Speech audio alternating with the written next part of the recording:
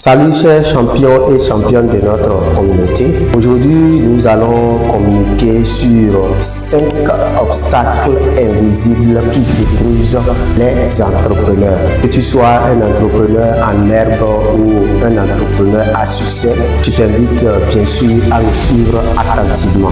Et tu ne vas pas le regretter, tu auras beaucoup à retenir de ces 5 obstacles. Avant de continuer, j'aimerais t'inviter déjà et pas oublier qu'il faut activer la cloche de notification pour ne pas rater notre prochaine vidéo. Nous allons parler de 5 obstacles qui peuvent détruire un entrepreneur. 5 obstacles invisibles, bien sûr. Comme j'ai l'habitude de le dire, nous ne sommes pas tous nés pour être entrepreneurs. Nous ne pouvons pas tous être leaders. Nous ne sommes pas tous nés pour être chefs, encore moins dirigeants. L'entrepreneuriat, ça part toujours de quelque part. Lorsqu'on le démarre, il y a de ces comportements que nous devons surmonter. Et parmi ces 5, je voudrais commencer par le plus petit niveau d'obstacles. Et je voudrais vous faire comprendre ceci, que ces obstacles sont échelonnés, de telle sorte qu'au fur et à mesure que vous êtes en train de vivre votre carrière d'entrepreneur, vous êtes appelé à vivre également tous ces obstacles. Le premier, c'est l'ego, pour ne pas dire le moi. C'est le plus petit, je vais le dire, est destructeur. Comme on a l'habitude de le dire dans les 7 Écritures, l'humilité précède la gloire. Quand on veut entreprendre ou quand on entreprend, parfois on a ce réflexe qu'on est déjà meilleur, on est déjà bon, on peut tout et qu'on est au-dessus des autres. Et déjà qu'on a réfléchi à une idée géniale et qu'on a regroupé les nécessaires, que ce soit le matériel, les dispositifs, le système et tout ce qui y va, et qu'on ouvre son entreprise, le premier obstacle à surmonter, c'est l'orgueil. Il y en a certains, à pur orgueil, ils commencent non seulement à mal parler à leur entourage, à mal parler à leurs parents et à tutoyer des personnes qu'ils ne devraient pas tutoyer. Et certains vont même jusqu'à attaquer les grandes entreprises à travers leur sale comportement. Il y a plein de ces jeunes en Afrique qui finissent par éteindre leur étoile déjà sur ce niveau. Une fois que nous voulons entreprendre, il faut qu'on se mette en tête qu'on doit s'effacer. Il faut laisser ton succès parler de toi. Et c'est ça qui fera de toi un vrai et un véritable entrepreneur à succès. Il y en a certains déjà même très tôt, à cause de leur orgueil, ils commencent à se donner à des comportements alarmants. Des fois, ils ne doivent pas acheter une tenue de 100 000 ou de 200 000 ou un costume, mais à cause de leur ego, à cause de pourquoi pas moi, je vais me mettre à la meilleure position, et au meilleur choix, et ils s'aventurent à des décisions extravagantes. Je ne suis pas en train de dire de ne pas soigner sa personnalité branding. Non, l'orgueil est un autre mot à part. Il faut détruire une fois qu'on veut être un entrepreneur à succès. Le deuxième obstacle, les amis et les parents, ne pas dire l'entourage. Vous savez, quand vous vous mettez dans l'idée d'entrepreneuriat, vos premiers ennemis ou vos premiers adversaires, ce sont vos amis, ce sont ceux qui vous connaissent le mieux, ce sont vos parents. Si je le dis, je crois que pour tous ceux qui sont dans ce chemin, ils doivent le comprendre. Quand votre rêve est grand et que vous le fassiez connaître devant vos amis, il y aura certains qui vont commencer à se moquer de vous. D'autres vont vous insulter. Il y aura certains qui vont vous prendre comme des plaisantins. Je prends déjà le cas de ces jeunes, par exemple, qui se lèvent, qui disent oui, je veux avoir d'un jour à l'autre une entreprise d'agro-business. Ils se mettent dans le chemin à travailler, à implanter, à acheter des choses. Vous allez voir, certains de leurs amis vont même les prendre comme des plaisantins. Alors, on va voir ce qu'ils peuvent faire. Il y aura même de ces parents toxiques qui vont commencer à vous emmerder. Peut-être leur souhait, c'est que vous soyez un enseignant. Leur souhait, peut-être, c'est que vous soyez un médecin. Peut-être que cela n'émane pas de vos rêves ou de vos compétences ou de vos visions. Ils vont commencer à vous mépriser. Je voudrais vous inviter à ne pas relâcher. Ne vous découragez pas. Continuez et vous allez finir par y arriver. Le troisième obstacle, c'est l'obstacle des clients et des prospects. L'obstacle des clients et des prospects. Et c'est à cet obstacle-là est lié les contrats. C'est à cet obstacle est lié surtout les relations. Je m'explique. Vous voyez, en tant qu'entrepreneur, il faut savoir que ce qui fait ta force, ce sont tes clients, c'est ton réseau, c'est ton système, c'est surtout tes prospects. Ce sont ces personnes-là qui t'apportent de l'argent, qui t'apportent de la valeur, qui t'apportent de la richesse. Vous allez faire face à des personnes exigeantes. Vous allez faire face à des personnes qui peuvent vous remettre des choses ou des sommes. Et à cause des situations, vous pouvez être obligé de ne pas respecter ces contrats. Et c'est là qu'il faut faire beaucoup attention. Quand vous échouez à cette étape, il faut savoir que votre chemin d'entrepreneur va finir par s'éteindre d'un jour à l'autre. C'est plus facile de se relever au niveau du second obstacle que de se relever au niveau du troisième obstacle. Si vous ne saviez pas faire au niveau de l'obstacle des clients, vous finirez par des dettes, vous finirez par des convocations, vous finirez par des plaintes, vous finirez par des injures. Et le comble, avec l'avènement des réseaux sociaux, vous finirez par des attaques par-ci, par-là, sur tous vos canaux. Et si vous ne savez pas faire, vous allez disparaître. Le client, il faut le respecter. Il faut respecter le contrat du client. Il faut respecter les clauses avec vos prospects, très important. Plein de jeunes ont vu leurs rêves s'éteindre à ce niveau. Plein de jeunes se sont retrouvés en prison juste à ce niveau. Un jour, j'ai reçu un jeune au niveau de mon cabinet. Il me faisait comprendre que lui a des dettes. Il veut fermer l'entreprise. Je lui ai regardé, j'ai dit, mais comment tu as fait pour en arriver là? Il disait au début, c'était comme de l'amusement. Les clients venaient de gauche à droite.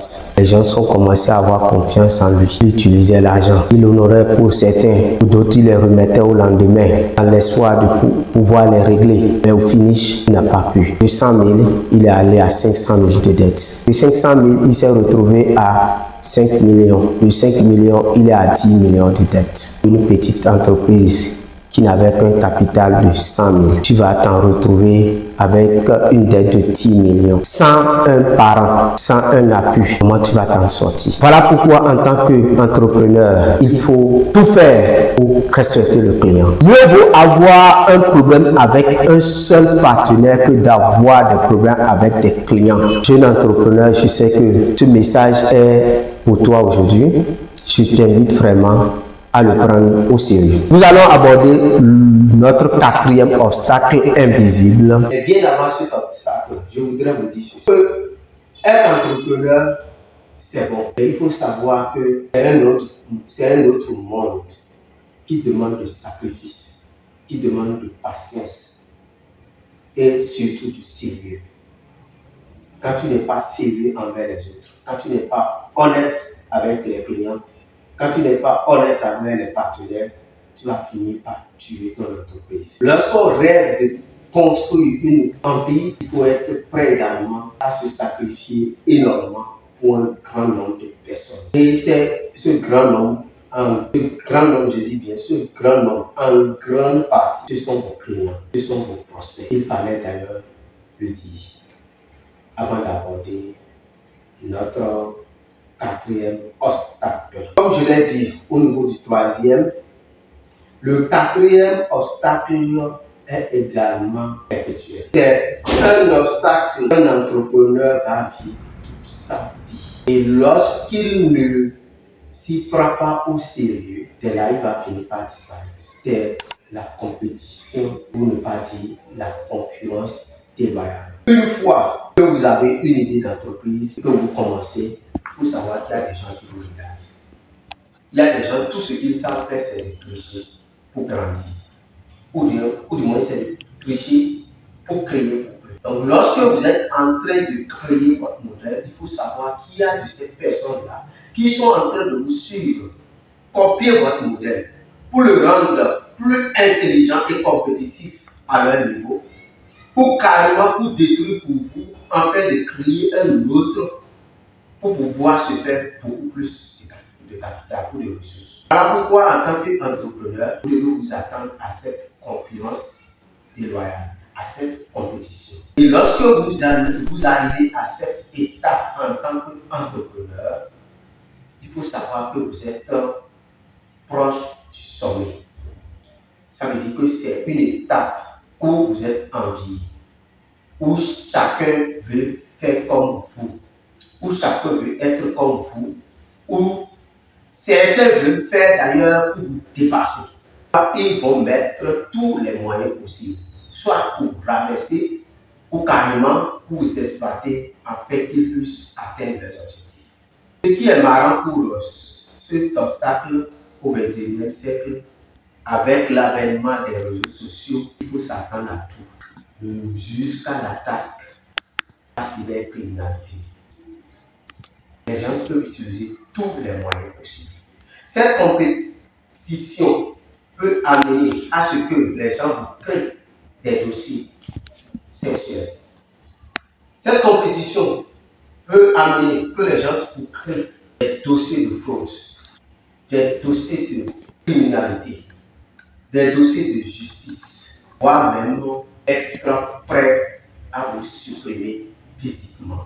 Et en tant qu'entrepreneur, il faut que vous préparez psychologiquement votre esprit à cela. Prenez toutes les dispositions qu'il faut pour ne pas tomber. Parce que plus vous montez, plus vous êtes en danger. Et quand vous atteignez ce stade-là et vous tombez, je vous l'assure, ça serait difficile, voire impossible pour vous de vous relever. On a connu des riches du quartier, des riches de nos villages, des riches de certaines de nos villes qui ont succombé à ce niveau. Ça peut être devant la femme, ça peut être devant l'argent, ça peut être à travers d'autres attaques, mais d'une manière ou d'une autre. Ça peut même venir de l'interne, de vos propres agents. Cependant, en tant qu'entrepreneur, il faut être prévoyant. Vous devez prendre des dispositions pour ne pas tomber pas en son temps. Ce qui ne tue pas encore, mais il y a certaines choses, quand elles vous arrivent, vous allez finir par ne jamais pouvoir vous relever. Pourquoi en tant qu'entrepreneur, vous devez prendre des précautions, des dispositions pour ne pas tomber au niveau de cette étape. Nous allons aborder notre dernier obstacle, colossal, pour ne pas dire le plus grand, mais qui d'ailleurs est perpétuel. C'est un obstacle qui est lié au quatrième. Que ce soit en Afrique ou ailleurs, je crois que cet obstacle est toujours du quotidien. C'est l'obstacle de la spiritualité. Je reviens toujours sur cet aspect dans toutes les communications. Et il faudra, en tant qu'entrepreneur, que vous puissiez prendre cela au sérieux. Vous savez, plus vous montez, comme je l'ai dit, plus vous êtes en danger et plus cela aussi fait appel à la spiritualité. Si votre entreprise n'est pas positionnée spirituellement, ne vous attendez pas qu'elle vive dans le temps et dans l'espace. Vous avez le choix de positionner votre entreprise dès le début, quoi que vous avez l'idée, tout comme vous avez le choix de la positionner aussitôt que vous avez commencé à avoir des clients. Sinon, vous aurez des attaques spirituelles. Et ceci, en Afrique, ça ne finit jamais. Dirigé par cette partie. Et c'est sur ce niveau que je voudrais finir ma communication en disant n'oubliez pas d'activer la cloche de notification pour ne pas rater notre prochaine vidéo.